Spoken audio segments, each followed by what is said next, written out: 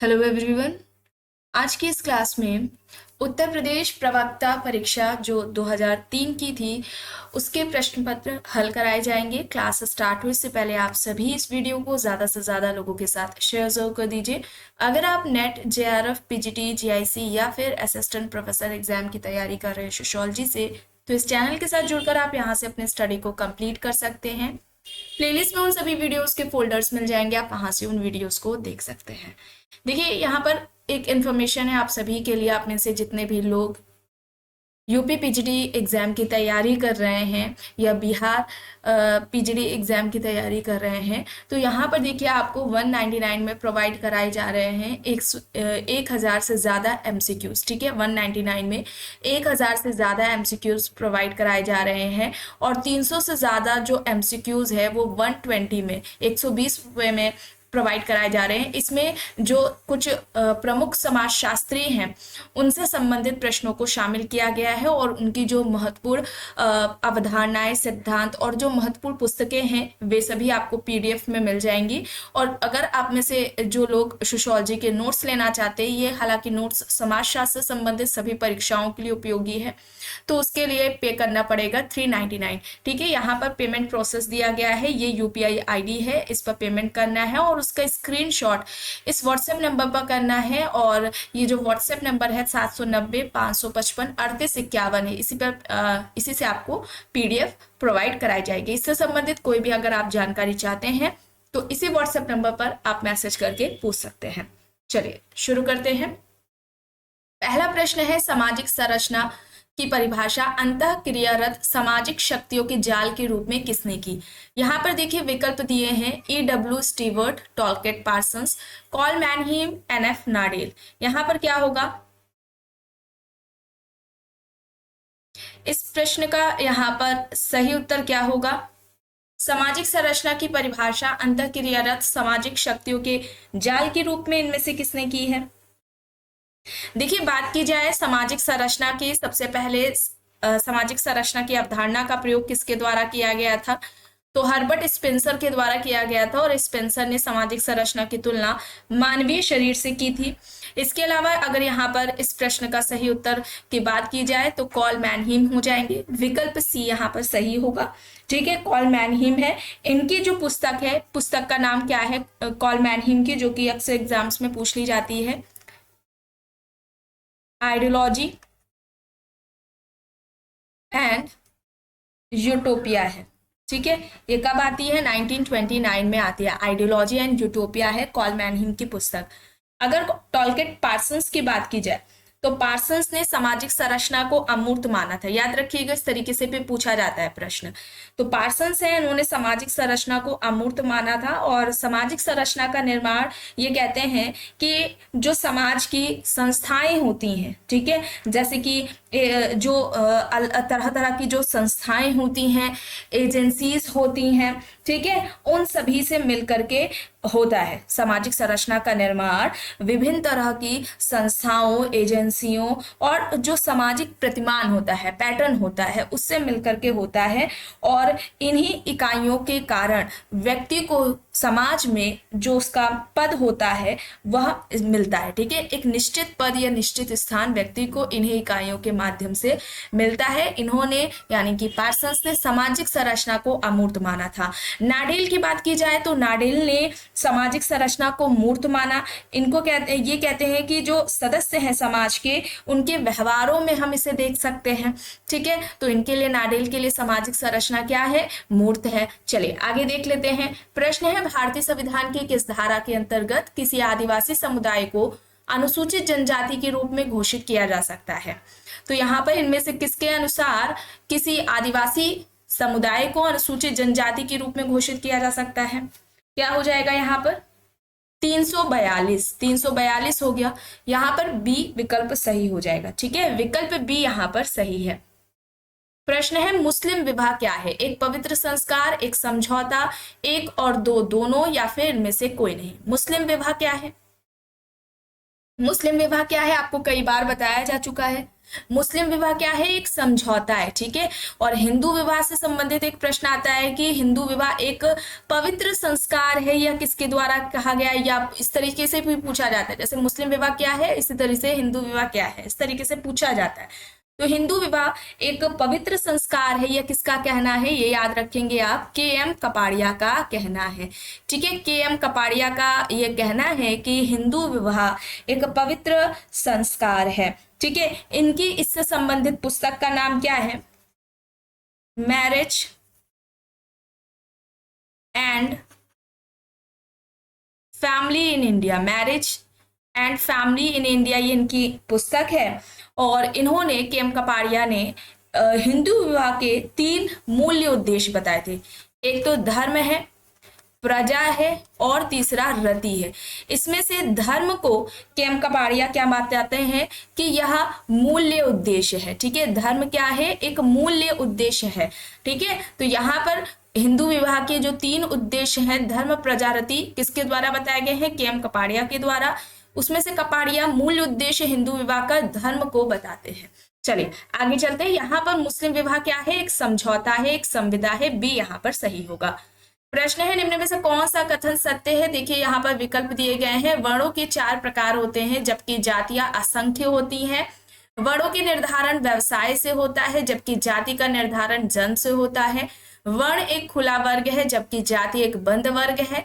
उपर्युक्त सभी कथन यहाँ पर सही हैं। क्या हो जाएगा इस प्रश्न का, यहाँ पर सही उत्तर क्या होगा, ये सभी सही हैं, ठीक है। डी यहाँ पर सही होगा। प्रश्न है, समिति प्राय किसी उद्देश्य की प्राप्ति के लिए लोगों का मिलकर कार्य करना है। यह परिभाषा किसके द्वारा दी गई, Ginsberg, Gillin and Gillin, Bogardus, MacIver, यहाँ पर विकल्प दिए गए हैं। समिति किसी उद्देश्य की प्राप्ति के लिए लोगों का मिलकर के कार्य करना है, इस तरीके से समिति को इनमें से किसने परिभाषित किया है। सही आंसर यहाँ पर हो जाएगा ऑप्शन सी, बोगार्डस, ठीक है। बोगार्डस जिन्होंने सामाजिक दूरी का पैमाना दिया था, यहाँ पर क्या हो जाएगा, विकल्प सी हो जाएगा। मैकेवर की बात की जाए तो मैकेवर किस तरीके से समिति को परिभाषित करते हैं, इनका कहना था किसी एक हित या कुछ हितों को पूरा करने के लिए जो निर्मित संगठन होता है, जिस संगठन का हम निर्माण करते हैं, वही क्या कहलाती है, समिति कहलाती है। तो किसी एक हित या कुछ हितों को प्राप्त करने के लिए बनाया गया जो संगठन है उसको ही हम समिति कहेंगे। इस तरीके से मैकेवर ने परिभाषित किया था। गिलिन एंड गिलिन की बात की जाए तो गिलिन एंड गिलिन कहते हैं कि व्यक्तियों का एक ऐसा समूह जो किसी निश्चित उद्देश्य या उद्देश्यों के लिए परस्पर संबंध हो, है ना। वो जो समूह के सदस्य हैं वो अपने उद्देश्य को पूरा करने के लिए इकट्ठे हुए हों, ठीक है। और मान्यता प्राप्त ये जो समूह है, ठीक है, ये मान्यता प्राप्त एक स्वीकृत जो कार्य प्रणालियां होती हैं या व्यवहार होते हैं उसके द्वारा सुव्यवस्थित होते हैं, सुसंगठित होते हैं, उसी के अकॉर्डिंग नियम जो कार्य प्रणालियां होते हैं उसी के तहत रहते हुए अपने उद्देश्यों को प्राप्त करते हैं। ये गिलिन एंड गिलिन का कहना था। चलिए आगे देख लेते हैं। प्रश्न है, समाज शास्त्र क्या है। सामाजिक दर्शन, सामाजिक विज्ञान, समाज सुधार आंदोलन, समाजवाद का एक प्रकार। समाज शास्त्र क्या है, क्या है समाज शास्त्र, यहाँ पर क्या होगा, समाजशास्त्र क्या है, एक सामाजिक विज्ञान है। समाजशास्त्र की बात की जाए तो समाजशास्त्र जो शब्द है इसकी उत्पत्ति 2 शब्दों से हुई है। एक तो आप जानते होंगे सोशियस है जो कि लैटिन भाषा का शब्द है जिसका अर्थ होता है समाज। दूसरी ओर जो शब्द है दूसरा वह लोगस है जो यूनानी या ग्रीक भाषा का शब्द है, इसका अर्थ होता है अध्ययन या विज्ञान, ठीक है। इन दोनों ही शब्दों से समाजशास्त्र की उत्पत्ति हुई है। समाजशास्त्र सामाजिक विज्ञान है, यहाँ पर भी होगा सही। प्रश्न है, किस वर्ष मुस्लिम लीग ने पाकिस्तान का निर्माण करना अपना मूलभूत उद्देश्य घोषित किया। यहाँ पर वर्ष दिया गया है 1939, 1940, 1941 या फिर 1942 में। मुस्लिम लीग ने कब पाकिस्तान का निर्माण करना अपना मूलभूत उद्देश्य घोषित किया था। यहाँ पर इस प्रश्न का सही उत्तर क्या होगा, विकल्प बी होगा 1940, ठीक है। 1940 यहाँ पर हो जाएगा। मार्च 1940 में मुस्लिम लीग का लाहौर अधिवेशन होता है जिसमें पहली बार पृथक पाकिस्तान राज्य के निर्माण का प्रस्ताव रखा गया था। यह प्रस्ताव पारित भी हुआ था, ठीक है। और इस अधिवेशन की जो अध्यक्षता की थी या कहें कि इस अधिवेशन के जो अध्यक्ष थे वे मोहम्मद अली जिन्ना थे। ठीक है, तो मार्च 1940 में मुस्लिम लीग का लाहौर में अधिवेशन होता है, जिसमें पहली बार एक पृथक पाकिस्तान राज्य के निर्माण का जो प्रस्ताव था वह पारित हुआ था। अध्यक्ष कौन थे इस अधिवेशन के? तो अध्यक्ष थे मोहम्मद अली जिन्ना। ठीक है, तो बी यहां पर होगा सही 1940 में। प्रश्न है कि सुधार के अंतर्गत केंद्रीय विधानसभा, प्रांतीय विधानसभाओं, नगर पालिकाओं, जिला बोर्डों, चैम्बर ऑफ कॉमर्स और विश्वविद्यालय के चुनाव के सिद्धांत को मान्यता दी गई। यहां पर क्या होगा? यहां पर क्या होगा? इनमें से कोई नहीं होगा, डी यहां पर होगा सही। ठीक है, स्वतंत्रता प्राप्ति के बाद ये मान्यता दी गई थी, तो यहां पर डी होगा सही। प्रश्न है the servants of India society की स्थापना 1905 में भारतीय राष्ट्रीय कांग्रेस के किस नेता द्वारा की गई थी? महात्मा गांधी, बाल गंगाधर तिलक, गोपाल कृष्ण गोखले, दादा भाई नौरोजी। यहाँ पर विकल्प दिए गए हैं। The servants of India society की स्थापना 1905 में भारतीय राष्ट्रीय कांग्रेस के किस नेता द्वारा की गई थी? यहां पर सही क्या होगा? यहां पर सही हो जाएगा गोपाल कृष्ण गोखले। गोपाल कृष्ण गोखले, विकल्प सी यहां पर इस प्रश्न का सही उत्तर हो जाएगा। ठीक है, विकल्प सी यहां पर सही हो जाएगा। 1905 में बनारस में, ठीक है, 1905 में बनारस में राष्ट्रीय कांग्रेस का वार्षिक अधिवेशन होता है और उसकी अध्यक्षता गोपाल कृष्ण गोखले के द्वारा की गई थी। तो यहां पर क्या हो जाएगा? सी विकल्प सही हो जाएगा। प्रश्न है जलवायु संपूर्ण सभ्यता के विकास और विनाश का कारण हो सकती है, यह कथन किसका है? Gillin and Gillin, MacIver and Page, Bogardus and Moore, Buckle and Huntington. यहाँ पर विकल्प दिए गए हैं। जलवायु संपूर्ण सभ्यता के विकास और विनाश का कारण हो सकती है, यह कहना इनमें से किसका है? यहाँ पर सही होगा बकल एंड हंटिंगटन। डी यहाँ पर इस प्रश्न का सही उत्तर हो जाएगा। प्रश्न है वेस्टरमार्क के अनुसार परिवार का प्रारंभिक स्वरूप क्या था? इसमें से मातृ सत्तात्मक, पितृ सत्तात्मक, मातृवंशीय और पितृवंशीय। यहाँ पर विकल्प दिया गया है। वेस्टरमार्क के अनुसार परिवार का जो प्रारंभिक स्वरूप है वह इनमें से क्या था? मातृ सत्तात्मक था, पितृ सत्तात्मक था, पितृवंशीय था या फिर मातृवंशीय था? क्या हो जाएगा यहाँ पर? वेस्टरमार्क की एक इंपॉर्टेंट बुक है, अक्सर पूछ ली जाती है, हिस्ट्री ऑफ ह्यूमन मैरिज। ठीक है, ये इनकी पुस्तक है, अक्सर एग्जाम में पूछ ली जाती है। यहां पर सही क्या होगा? यहां पर सही होगा पितृ सत्तात्मक। ठीक है, और इन्होंने परिवार की उत्पत्ति का एक विवाहित सिद्धांत भी दिया था। हिस्ट्री ऑफ ह्यूमन मैरिज इनकी पुस्तक है। चलिए आगे देखते हैं। प्रश्न है परिवार शब्द का प्रयोग अनेक अर्थों में किया गया है, निम्न में से कौन सा सही नहीं है? रक्त अथवा विभाग द्वारा संबंधित नातेदारी समूह, यहाँ पर इसको विवाह होगा यहाँ पर। ठीक है, रक्त व विवाह द्वारा संबंधित नातेदारी समूह, सामान्य पूर्वजों वाला एक समूह, अपने बच्चों के साथ व्यक्ति, एक आवास में रहने वाले व्यक्तियों का एक समूह। परिवार शब्द का प्रयोग कई अर्थों में किया गया है, कौन इनमें से एक सही नहीं है? तो एक आवास में रहने वाले व्यक्तियों का समूह, ये यहाँ पर गलत हो जाएगा। ठीक है, डी यहाँ पर सही होगा। प्रश्न है निम्न में से कौन संस्था है? महाविद्यालय, विवाह, परिवार या फिर उपरोक्त सभी? संस्था कौन है इनमें से? क्या हो जाएगा संस्था?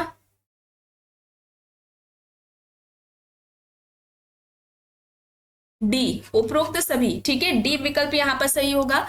अब इससे संबंधित कुछ संस्था से संबंधित प्रश्न आते हैं। संस्था के विकास की अवधारणा या संस्था के विकास की बात किसने की है, इस तरीके से पूछा जाता है, तो समनर हो जाएगा। फोकवेस इनकी पुस्तक है। इससे पहले वाला जो पेपर था उसमें भी बताया गया था किस तरीके से संस्था का निर्माण होता है। ठीक है, तो संस्था का विकास समनर का हो जाएगा। ठीक है, फिर इसके अलावा संपूर्ण संस्था या समग्र संस्था की जो बात है वह किसके द्वारा की गई है? गॉफमैन के द्वारा की गई है, संपूर्ण संस्था या समग्र संस्था। फिर एक द्वितीयक संस्था है। ठीक है, द्वितीयक संस्था की अवधारणा है, द्वितीयक संस्था की अवधारणा हो जाएगी।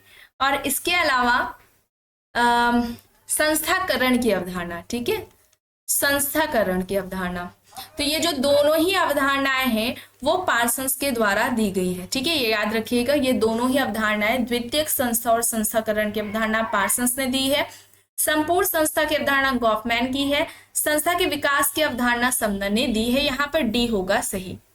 प्रश्न है बिरसा का संबंध निम्न में से किस आंदोलन से था? मुंडा विद्रोह, ताना भगत आंदोलन, संथाल विद्रोह, राजमोहनी देवी आंदोलन। बिरसा का संबंध इनमें से किस आंदोलन से था? यहां पर सही क्या होगा? यहां पर सही क्या हो जाएगा? मुंडा विद्रोह हो जाएगा। ठीक है, बिरसा का संबंध मुंडा विद्रोह से था। 19वीं शताब्दी के बीच में ये आंदोलन का ये नेतृत्व करते हैं और भारत के आदिवासी इन्हें भगवान मानते हैं। ठीक है, धरती आबा के नाम से ये जाने जाते हैं, आपने सुना भी होगा। ठीक है, धरती आबा के नाम से कौन प्रसिद्ध है? बिरसा मुंडा। ठीक है, और जो आदिवासी, भारतीय आदिवासी हैं लोग, ये इन्हें क्या कहते हैं? वे इन्हें क्या कहते हैं? भगवान मानते हैं। बिरसा मुंडा को भगवान माना जाता है। ठीक है, धरती आबा इनका उपनाम है, इसके नाम से भी ये जाने जाते हैं। चलिए आगे देखते हैं। प्रश्न है निम्न में से कौन समिति नहीं है? एक पार्क में टहलने वाले वृद्ध व्यक्ति, श्रमिक संघ, बोट क्लब या फिर टेनिस क्लब। तो समिति किसे कहेंगे? समिति नहीं है ये पूछा जा रहा है। तो नीचे के तीन होंगे, पार्क में टहलने वाले वृद्ध व्यक्ति, ये इसके अंतर्गत नहीं आएंगे। समिति की बात की जाए तो समिति मूर्त होती है, व्यक्तियों का। अब मूर्त क्यों है? व्यक्तियों का संगठन है तो ये मूर्त से देखा जा सकता है।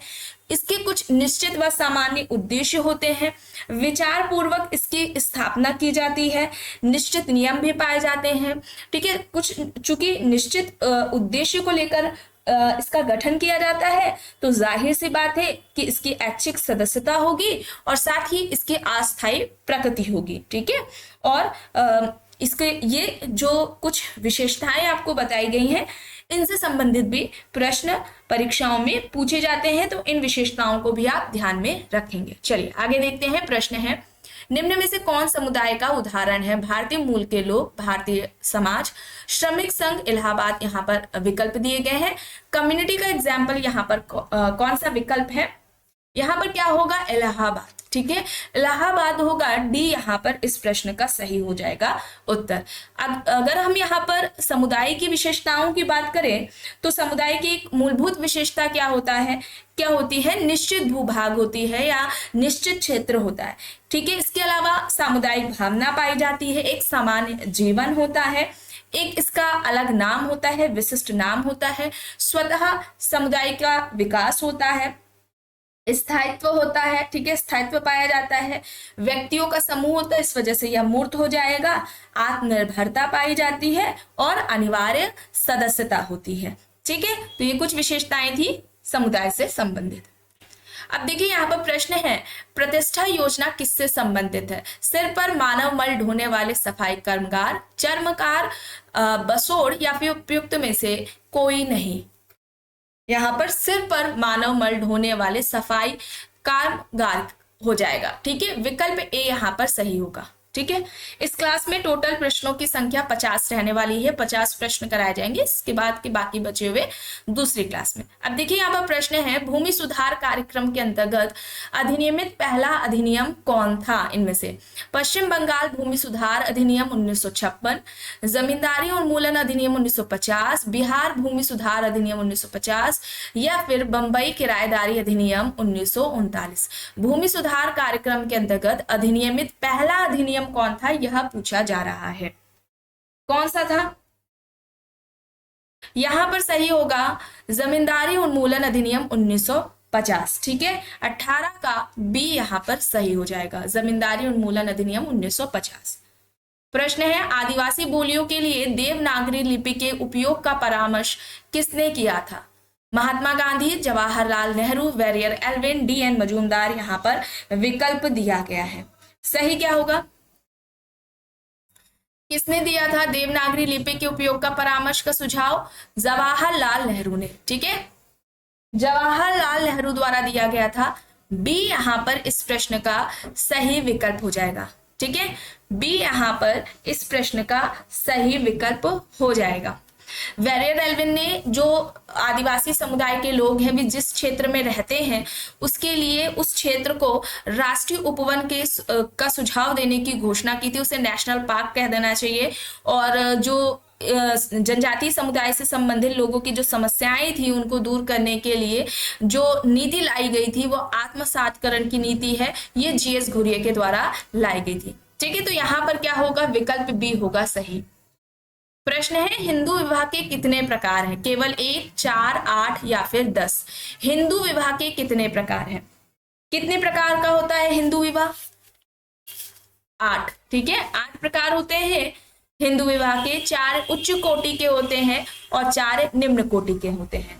जो 4 उच्च कोटि के होते हैं वो ब्रह्म विवाह, दैव विवाह, आश्व विवाह और प्रजापत्य विवाह होता है। ब्रह्म विवाह, दैव विवाह, आश्व विवाह, प्रजापत्य विवाह होता है। और जो निम्न कोटि का विवाह होता है वो भी 4 होते हैं निम्न कोटि के विवाह, जैसे कि असुर होता है, असुर विवाह, गंधर्व विवाह होता है, वर्तमान में जो प्रेम विवाह हो रहे हैं वो गंधर्व विवाह के अंतर्गत आएंगे, राक्षस विवाह होता है और इसके अलावा पैशाच विवाह भी होता है। तो ये 4 जो प्रकार बताए गए हिंदू विवाह के, इन्हें आप याद करिएगा।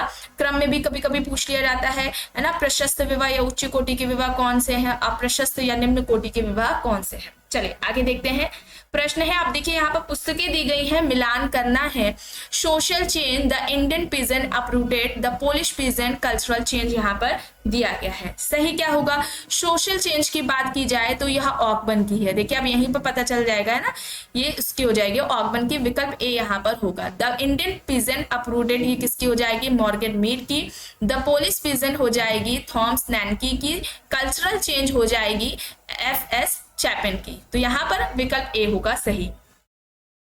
प्रश्न है, प्रतिलोम विवाह कहते हैं। देखिए विकल्प है, जब एक औरत किसी पुरुष के साथ बिना विवाह किए साथ रहती है, जब एक व्यक्ति वधू खरीदता है, श्रेष्ठ जाति की कन्या तथा निम्न जाति के पुरुष के मध्य विवाह, श्रेष्ठ जाति के पुरुष तथा निम्न जाति की कन्या के मध्य विवाह। प्रतिलोम विवाह किसे कहा जाएगा, तो देखिए उच्च जाति की कन्या का जब निम्न जाति के पुरुष के साथ विवाह होता है तो ऐसा विवाह प्रतिलोम विवाह कहलाता है। ठीक है, लड़की क्या है, उच्च जाति की है और लड़का जो है वह निम्न जाति का है, उनके बीच में जब विवाह होता है तो ऐसा विवाह प्रतिलोम विवाह कहा जाता है। तो यहाँ पर सही होगा सी। प्रश्न है, मुस्लिम वधू को दिया जाने वाला मूल्य कहलाता है दहेज, वधू मूल्य, मेहर, मुआवजा। मुस्लिम वधू को जो दिया जाने वाला मूल्य होता है उसे क्या कहा जाता है, उसे क्या कहेंगे, मेहर कहेंगे। सी यहाँ पर सही होगा। प्रश्न है, किसने कहा है कि समाजशास्त्र मानव मस्तिष्क के अंतर क्रियाओं का अध्ययन है, मैक्स वेबर, मैकेवर, हॉबहाउस, सोरोकिन यहाँ पर विकल्प है। सही क्या होगा, इनमें से किसके द्वारा ये कहा गया है कि समाजशास्त्र मानव मस्तिष्क के अंतर क्रियाओं का अध्ययन है। तो यहाँ पर सही हो जाएगा हॉबहाउस। ठीक है, हॉबहाउस का कहना है, मैकेवर क्या कहते हैं कि समाजशास्त्र सामाजिक संबंधों का विज्ञान है। ठीक है, मैकेवर का क्या कहना था कि जो समाजशास्त्र है वह सामाजिक संबंधों का विज्ञान है और समाजशास्त्र मानव मस्तिष्क की अंतःक्रियाओं का अध्ययन है, यह कहना हॉबहाउस का है। सी यहाँ पर सही होगा। प्रश्न है, समाजशास्त्र की उपयोगिता क्या है, समाज विषयक वैज्ञानिक ज्ञान में अभिवृद्धि, नौकरी प्राप्त करने में सहायक, सामाजिक कल्याण में सहायक या फिर उपयुक्त सभी। सही यहाँ पर क्या होगा, सही यहाँ पर विकल्प ए हो जाएगा, समाज विषयक वैज्ञानिक ज्ञान में अभिवृद्धि। ए यहाँ पर सही होगा। अब देखिए यहाँ पर मिलान करना है, 3 स्तरों का नियम किसका है, अगस्त कॉम्ट का है, पता चल जाएगा ना। यहाँ पर डी सही है। सामाजिक परिवर्तन का जो चक्रीय सिद्धांत है वो पेरेटो द्वारा दिया गया है। ठीक है, अभिजात वर्ग का जो परिभ्रमण सिद्धांत था। सामाजिक गतिशीलता की जो सबसे पहले बात की थी वो सोरोकिन के द्वारा की गई थी। सोशल मोबिलिटी इनकी पुस्तक 1927 में आती है। संस्कृतिकरण की अवधारणा एम.एन. श्रीनिवास के द्वारा दी गई है, religion and society among the कुक्स of south India में। ठीक है, याद आ रहा है आप सभी को, ये बताया जा चुका है। यहाँ पर डी हो जाएगा सही।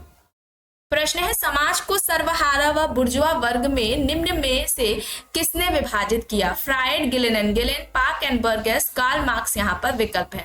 समाज को सर्वहारा एवं बुर्जुआ वर्ग में निम्न में से किसने विभाजित किया, तो ये विभाजन किसके द्वारा किया गया है, कार्ल मार्क्स के द्वारा किया गया है। ठीक है, तो डी यहाँ पर सही हो जाएगा। प्रश्न है, पंचायती राज संस्थाएं होती हैं एक स्तरीय, द्विस्तरीय, त्रिस्तरीय या फिर 4 स्तरीय। पंचायती राज जो संस्थाएं होती हैं वे त्रिस्तरीय होती हैं। ठीक है, सी यहाँ पर सही हो जाएगा। पंचायती राज से संबंधित संशोधन पर एक प्रश्न आता है।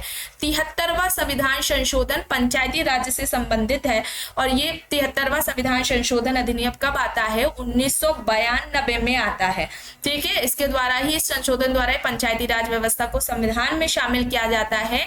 11वीं अनुसूची, ठीक है, 11वीं अनुसूची इससे संबंधित है पंचायती राज व्यवस्था से, जिसमें 29 विषय इससे संबंधित है पंचायती राज व्यवस्था से। यह बात आपको याद में रखनी है क्योंकि इससे भी संबंधित प्रश्न पूछा जाता है। चलिए आगे देख लेते हैं। प्रश्न है, भारत में सामुदायिक विकास कार्यक्रम का सूत्रपात कब हुआ? 15 अगस्त 1947, 26 जनवरी 1950, 2 अक्टूबर 1952, 1 नवंबर 1956 में।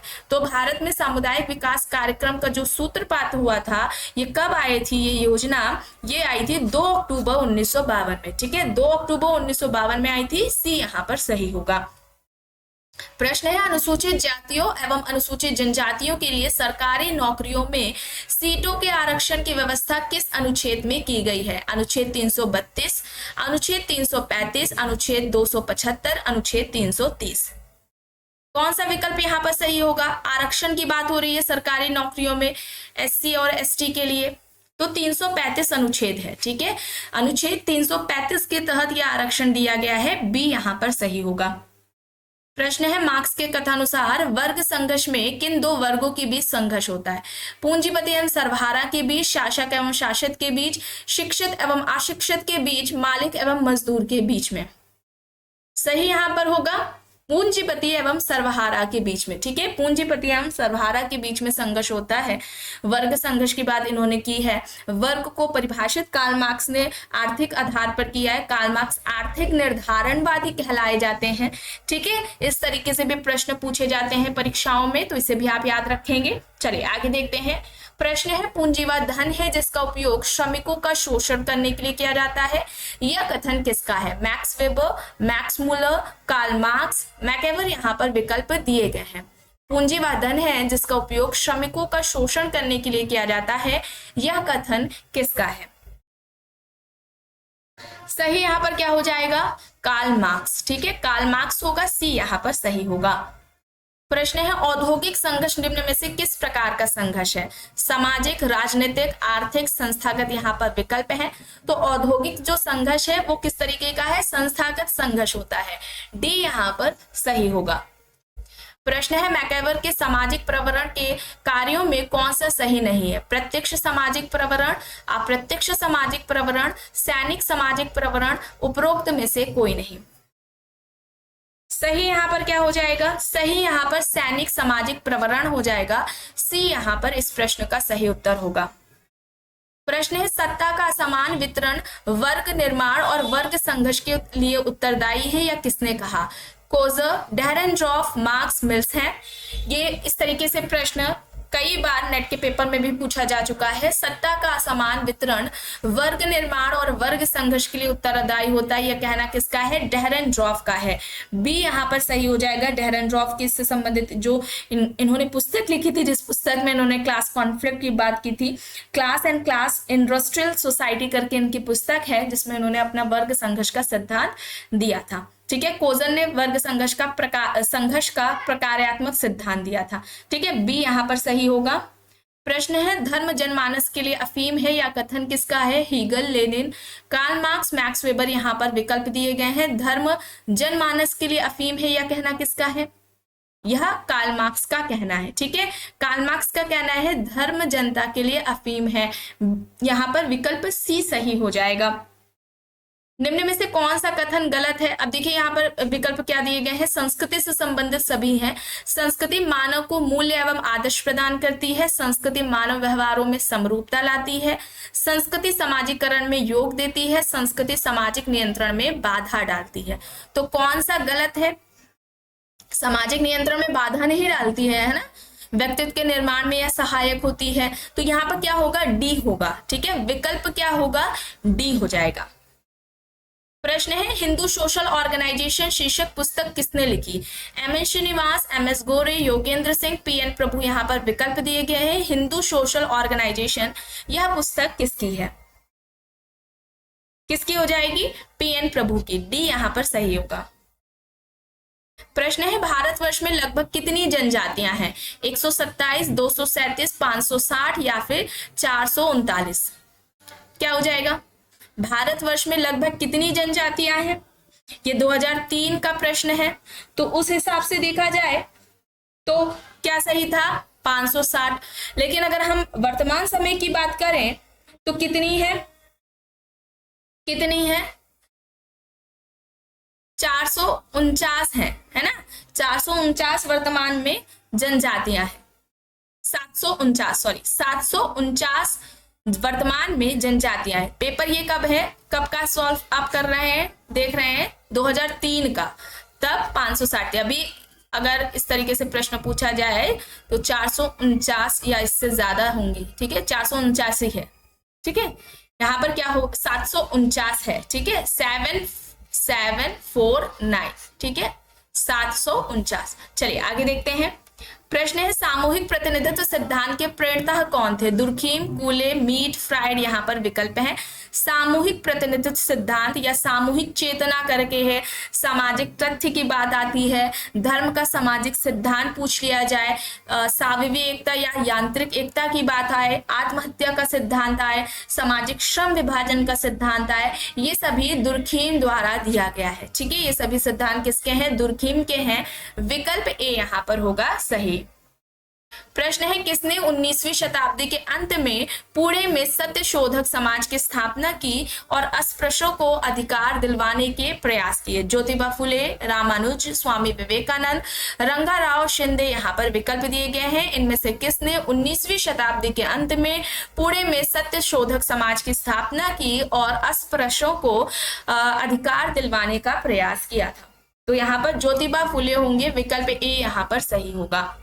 प्रश्न है भारतीय संविधान के किस अनुच्छेद के अनुसार किसी भी प्रकार से अस्पृश्यता का जो व्यवहार है या प्रचलन है वो अपराध माना जाएगा? तो सभी जानते हैं, कई बार आपको बताया गया है, अनुच्छेद 17, ठीक है? अनुच्छेद 17 अस्पृश्यता के अंत की बात करता है। यहाँ पर विकल्प हो जाएगा ए सही।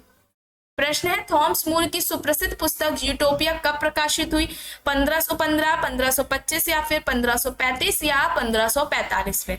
तो जो थॉमस मूर की पुस्तक है यूटोपिया, यह 1515 में प्रकाशित होती है। विकल्प ए होगा यहाँ पर सही। प्रश्न है भारतीय संविधान की किस धारा के द्वारा राज्य की ओर से समाज के कमजोर वर्गों, अनुसूचित जातियों और जनजातियों को आर्थिक और शिक्षा संबंधी विशेष सुविधाएं देने की व्यवस्था की गई है जिससे वे अपनी उन्नति कर सके? क्या हो जाएगा यहाँ पर सही? यहाँ हो जाएगा धारा 46, ठीक है? सी विकल्प डी यहाँ पर सही होगा। धारा 46, 46 यहाँ पर राइट है। प्रश्न है निम्न में से किसके प्रयासों से वर्ष 1932 में हरिजन सेवक संघ की स्थापना हुई जिसकी अस्पृश्यता मिटाने तथा हरिजनों को विकास के अवसर उपलब्ध करवाने में महत्वपूर्ण भूमिका रही है? डॉक्टर अंबेडकर, महात्मा गांधी, केशव चंद्र सेन, उमेश चंद बनर्जी यहाँ पर विकल्प है। 1932 में हरिजन सेवक संघ की स्थापना किसने की थी? अगर ये संघ की बात की जाए, अगर इसके बारे में भी पता हो और ये सेंटेंस ना आपको याद हो, हरिजन सेवक संघ 1932 में स्थापना हुई, ये भी याद रखिएगा, कभी कभी पूछ लिया जाता है कब स्थापना हुई। महात्मा गांधी के द्वारा की गई थी। विकल्प बी होगा यहाँ पर सही। प्रश्न है वर्ष 1957 में किसने यह सुझाव दिया कि भूदान, यज्ञ तथा अन्य उपायों से प्राप्त भूमि को भूमिहीनों में बांटकर 3 लाख परिवारों का पुनर्वास किया जाए? योजना आयोग, वित्त आयोग, राष्ट्रीय विकास परिषद, बलवंत राय मेहता समिति? सही क्या होगा? क्या होगा सही? योजना आयोग द्वारा किया गया था। विकल्प ए यहाँ पर सही होगा, ठीक है? विकल्प ए यहाँ पर सही होगा। वित्त आयोग की बात की जाए तो यह केंद्र और राज्यों के बीच में राजस्व बंटवारे को लेकर संबंधित है, ठीक है? बलवंत राय मेहता के बारे में आप जानते ही हैं। यहाँ पर योजना आयोग सही होगा। प्रश्न है निम्न में से किसके अनुसार कृषि क्षेत्र में श्रमिकों की न्यूनतम मजदूरी निर्धारित की गई है और मुद्रास्फीति बढ़ने के साथ ही न्यूनतम मजदूरी में भी बराबर संशोधन होता है? नवीन 20 सूत्री कार्यक्रम के अनुसार, रोजगार अधिनियम के अनुसार, न्यूनतम मजदूरी अधिनियम के अनुसार या फिर उपयुक्त सभी के अनुसार? सही क्या हो जाएगा? सही यहाँ पर क्या होगा? उपर्युक्त सभी के अनुसार होगा, डी यहाँ पर सही होगा। प्रश्न है, किस विचारक ने बंधुआ मजदूर की परिभाषा देते हुए लिखा कि बंधुआ मजदूर एक कृषि मजदूर है, वह एक अनुबंध के अनुसार या तो अपने भूस्वामी के खेत पर काम करता है या जिससे रुपया अथवा अनाज उधार लिया है उसके घर पर वह काम करता है। रुद्रदत्त और सुंदरम है, आर के सामंत है, एस के लाल है, जीएस घुरिये है। यहाँ पर सही यहाँ पर क्या होगा? सही पर यहाँ पर होगा विकल्प ए, रुद्रदत्त और सुंदरम। विकल्प ए यहाँ पर सही है। प्रश्न है, वर्ष 1977 में जनता पार्टी सरकार द्वारा अपने चुनाव घोषणा पत्र में आरक्षण देने संबंधी वादे के अनुरूप पिछड़े वर्गों के लिए जिस आयोग का गठन किया गया था उसके अध्यक्ष कौन थे? अशोक मेहता, एल.एम. सिंघवी, बीपी मंडल या फिर अशोक चंद्र। सही यहाँ पर क्या होगा? बीपी मंडल। ठीक है, सी यहाँ पर सही होगा। आखिरी प्रश्न है, निम्न में से किस प्राचीन विद्वान ने नागरिकता से संबंधित विभिन्न प्रश्नों के उत्तर ढूंढने के प्रयास किए? कौटिल्य, अरस्तु, हीगल, एंजल्स। यहाँ पर विकल्प दिए गए हैं। सही यहाँ पर हो जाएगा अरस्तु। ठीक है, अरस्तु होगा, बी यहाँ पर सही हो जाएगा। आज की इस क्लास में बस इतना ही। आई होप ये आपको पसंद आई होगी। अगर पसंद आई है तो प्लीज लाइक करिएगा, कमेंट करके जरूर बताइएगा। चैनल पर अगर आप नए हैं तो चैनल को भी जरूर सब्सक्राइब कर लीजिएगा एंड इस वीडियो को जितना हो सके ज्यादा से ज्यादा लोगों के साथ शेयर भी जरूर करिएगा।